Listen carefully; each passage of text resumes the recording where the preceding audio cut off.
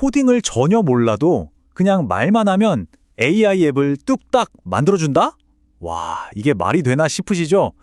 바로 구글이 내놓은 새로운 실험적인 도구 오팔에 대한 이야기입니다. 오늘 이걸 한번 제대로 파헤쳐 보겠습니다.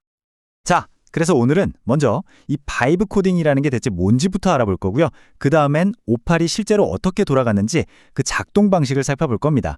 그리고 나서 이게 얼마나 강력한지 또 어떤 한계가 있는지도 짚어보고 마지막으로 이런 도구가 앞으로 우리의 창작 방식을 어떻게 바꿔놓을지에 대한 이야기까지 이 순서대로 한번 쭉 따라가 보시죠.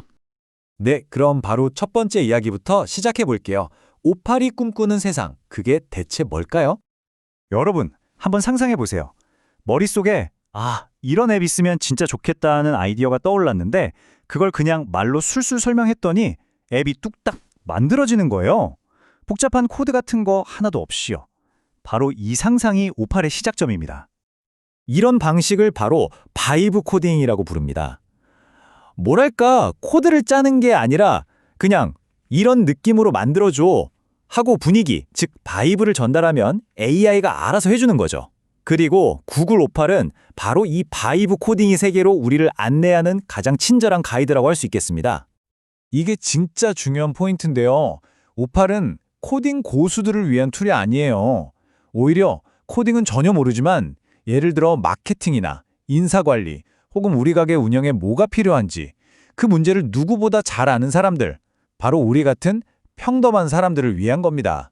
이런 사람들을 시민 개발자라고 부르는데 오팔은 바로 이 시민 개발자들에게 날개를 달아주는 거죠. 자, 그럼 바이브 코딩이라는 개념은 알겠는데 그래서 오팔이 대체 어떻게 돌아가는 걸까요?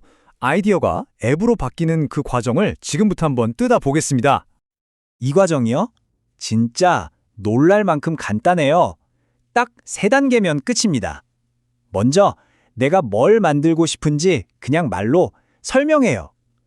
그러면 오팔이 그걸 바로 앱으로 생성해주고요. 마지막으로 만들어진 걸 링크 하나로 공유하면 끝! 정말 이게 다예요. 내부적으로는 이렇게 생겼어요. 우리가 말로 한 지시들이 마치 마인드맵처럼 이런 시각적인 블록들로 착착 정리가 됩니다. 사용자 입력을 받아서 그걸로 뭔가를 생성하고 결과를 출력하는 식으로요. 그러니까 코드 한 줄 몰라도 내 앱이 이런 순서로 작동하는구나 하고 한눈에 파악하고 또 쉽게 고칠 수도 있는 거죠. 그래서 이걸 수정하는 방법도 2가지나 있어요. 하나는 그냥 오팔한테 채팅하듯이 야, 이거 이렇게 바꿔줘 하고 말로 시키는 거고요. 다른 하나는 저기 보이는 블록들을 내가 직접 마우스로 끌어다가 옮기고 연결하면서 바꾸는 방식입니다. 편한 대로 하면 되는 거죠. 자, 그런데 오팔이 진짜 무서운 이유는 따로 있습니다. 바로 구글이 가진 모든 최신 AI 기술을 그냥 바로 가져다 쓸 수 있다는 점이에요. 이게 무슨 말이냐면 그냥 글만 만들어내는 앱이 아니라는 거예요. 최신 제미나이 2.5로 글을 쓰게 하고 그걸 바탕으로 이미지 생성 모델인 이마젠4로 그림을 그리게 하고 심지어 비디오 모델인 비오3로 짧은 영상까지 만들게 할 수 있어요. 음성이나 음악도 당연히 가능하고요. 이 모든 걸 앱 하나에서 다 처리하게 만들 수 있다는 겁니다. 정말 대단하죠. 그리고 제일 놀라운 거, 이 모든 걸 쓰는데 드는 비용이 얼마냐? 바로 0원입니다.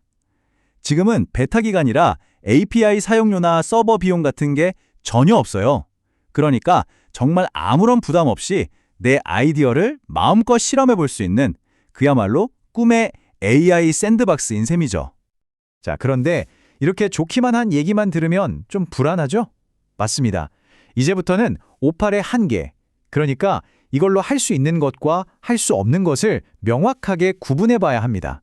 이게 훨씬 더 중요할 수 있어요. 이 비유가 정말 기가 막힙니다. 오팔은 우리가 쓰는 카카오톡이나 넷플릭스 같은 거대한 앱을 만드는 공장이 아니에요. 그보다는 아이디어를 빠르게 눈에 보이는 결과물로 만들어주는 3D 프린터에 가깝다는 거죠. 즉, 본격적인 제품이 아니라 이런 거 어때? 하고 보여주기 위한 시제품, 즉 프로토타입을 만드는데 최적화된 도구라는 뜻입니다. 다른 도구들이랑 비교해보면 그 위치가 딱 보이죠.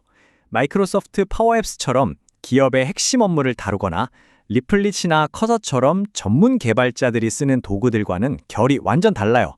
오팔은 그런 복잡함이나 강력함 대신에 누구나 쉽고 빠르게 시작할 수 있다는 점에 모든 걸 걸었다고 보시면 됩니다. 그래서 한계도 명확해요. 복잡한 백엔드 못 만들고요. 외부 데이터베이스 연결 안 됩니다. 예쁜 UI 디자인 그런 기능 없어요. 오팔 안에서만 돌아가는 딱 정해진 틀 안에서만 움직이는 거죠. 그렇다 보니 회사 같은 곳에서 이걸 마구 쓰기 시작하면 나중에 관리가 안 되는 섀도우 IT 문제가 생길 수도 있습니다. 그리고 구글 제품을 이야기할 때 절대 빼놓을 수 없는 가장 큰 리스크가 하나 있죠. 바로 구글의 무덤입니다. 오팔은 아직 정식 서비스가 아니라 구글 랩스에서 진행하는 실험이에요. 그 말은즉 구글이 이거 별로네 싶으면 언제든지 서비스를 접어버릴 수 있다는 뜻입니다. 과거에 수많은 서비스들이 그렇게 사라졌죠. 그러니까 여기에 내 모든 걸 걸고 중요한 업무용 앱을 만드는 건 굉장히 위험한 선택일 수 있다는 걸 꼭 기억해야 합니다.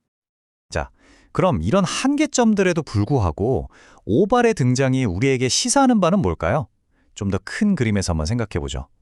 이건 창작의 미래에 대한 이야기입니다.